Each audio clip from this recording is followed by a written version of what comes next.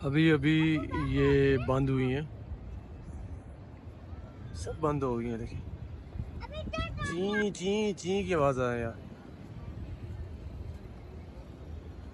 چھتریاں.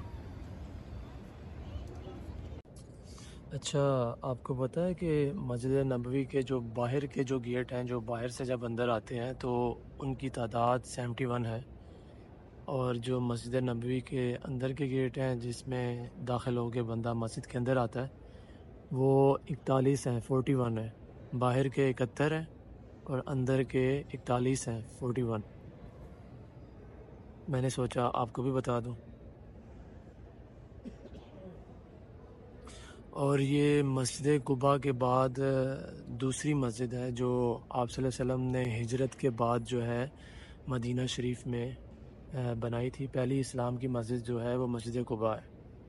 اور اسلامی روایات کے مطابق دیکھا جائے تو مسجد نبوی جو ہے وہ دوسری مسجد ہے جو ثواب کی غرض سے سب سے زیادہ جو ہے جہاں پہ ثواب ملتا ہے.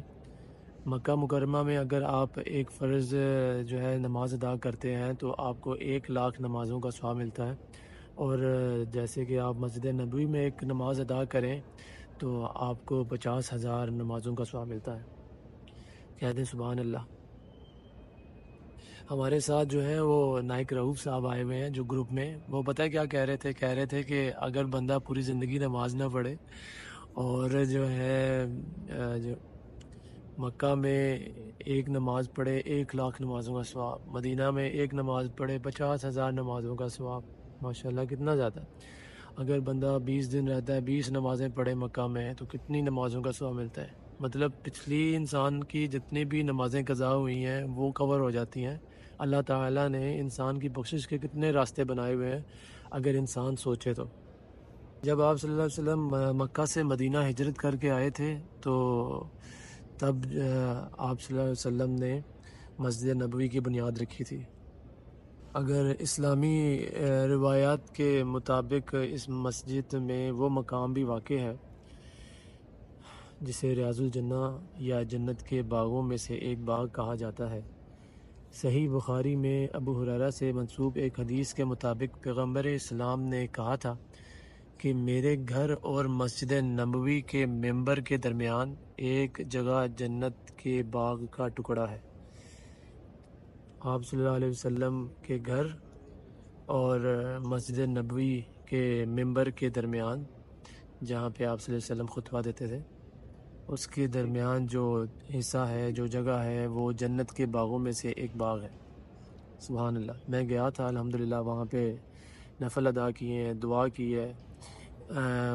آپ سب کے لیے بھی دعا کی ہے، پاکستانیوں کے لیے، فلسطینیوں کے لیے دعا کی ہے.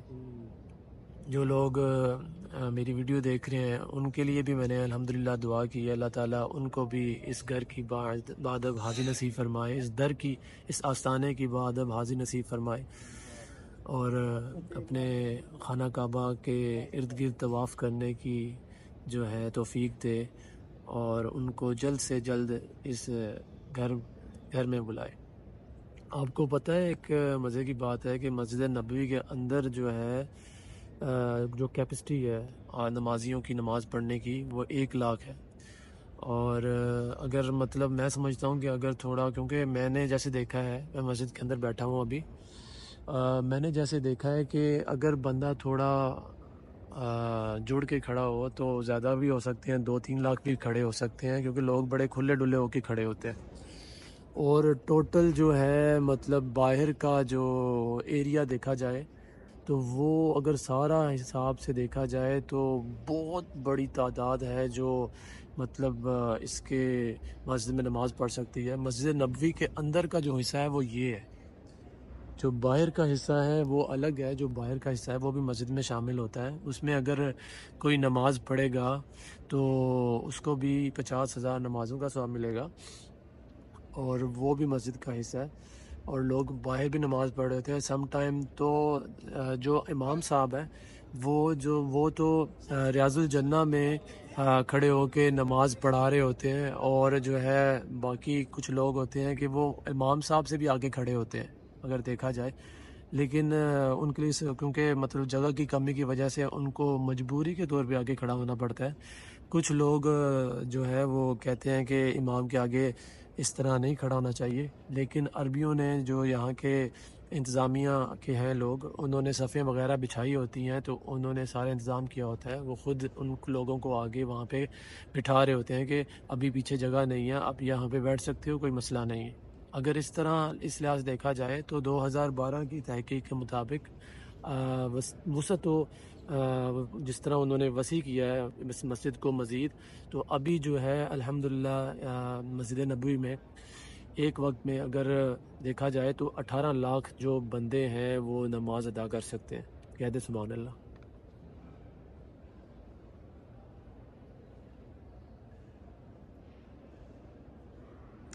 میں نے سوچا کچھ جو میرے علم میں باتیں آئی ہیں، میں بھی طالب علم ہوں آپ کی طرح، میرے علم میں جو باتیں آئی ہیں وہ میں آپ کو بتا دوں۔ یہ جو اس طرح کی یہاں پہ الماریاں پڑی ہوئی ہیں، ایسے پتہ لگتا ہے جیسے گولڈ کی ہیں، لیکن مجھے لگتا ہے کہ یہ پتل کی ہیں، اور اس کے اندر قرآن پاک پڑے ہوئے ہیں، تفسیر کی کتابیں حتیٰ کہ پڑھی ہوئی ہیں، یہاں پہ بھی قرآن پڑے ہوئے ہیں، اور ان جالیوں میں سے ہوا آتی ہے اے سی کی ٹھنڈی، میں کھڑا ہوتا ہوں مجھے ٹھنڈ لگنے لگ جاتی ہے، اس لیے فاصلے پہ بیٹھتا ہوں۔ ابھی چھت اوپن ہوئی تھی، بند ہوئی ہے، بڑا پیارا نظارہ تھا، بڑا مزہ آیا الحمدللہ۔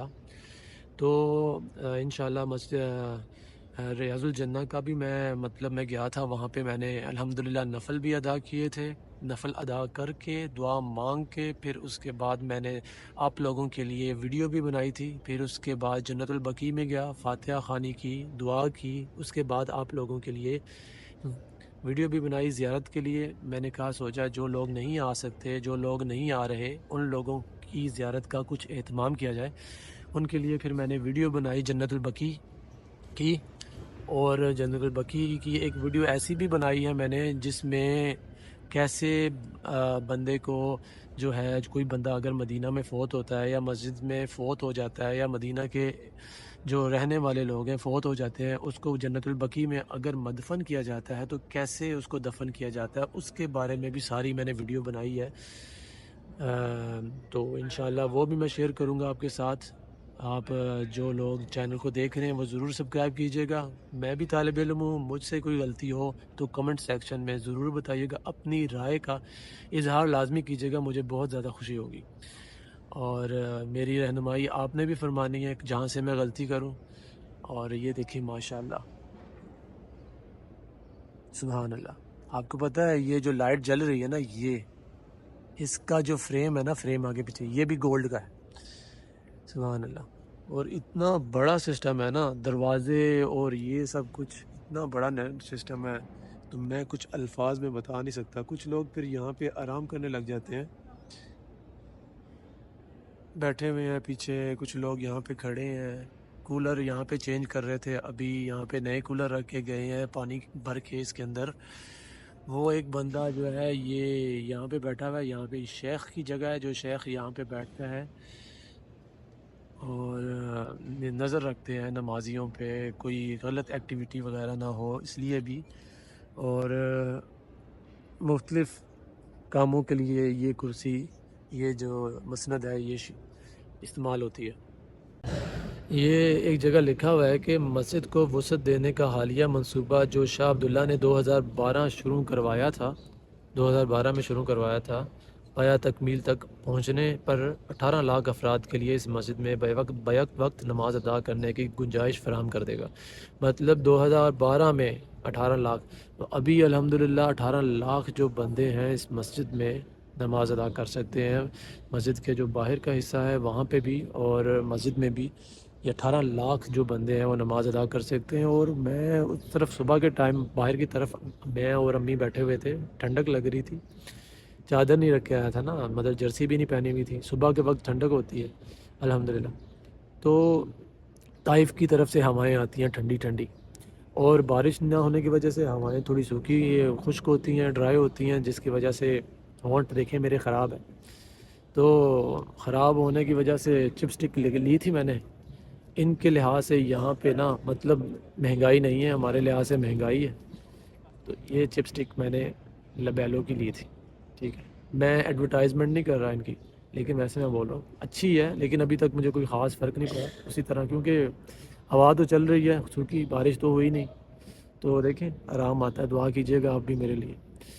اور مسجد جو ہے باہر بیٹھے ہوئے تھے صبح، تو بہت بڑی الحمدللہ مسجد تھی، بہت بڑی جو ہے وہ باہر جو جگہ کیپیسٹی میں دیکھتا ہوں جہاں تک بیٹھتا ہوں نظر جاتی ہے وہ مسجد کا حصہ ہی ہے، تو مجھے لگتا ہے کہ 18 لاکھ سے بھی زیادہ کا سسٹم ہے۔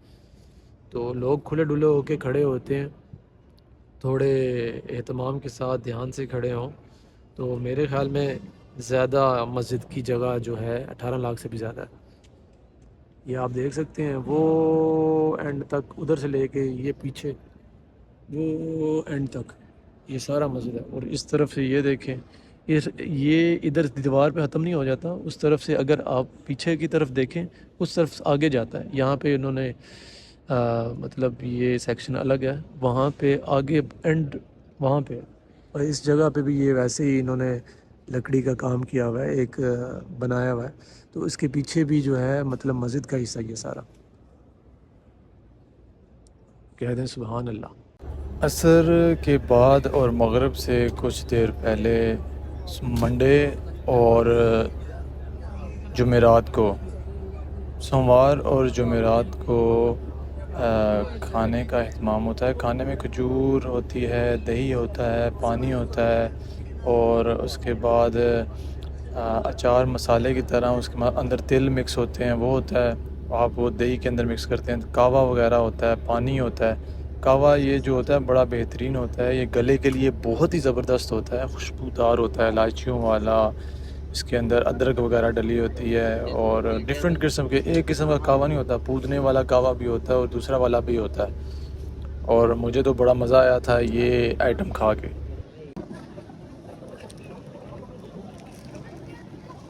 اچھا میں آپ کو ایک کام کی بات بتانے لگا ہوں،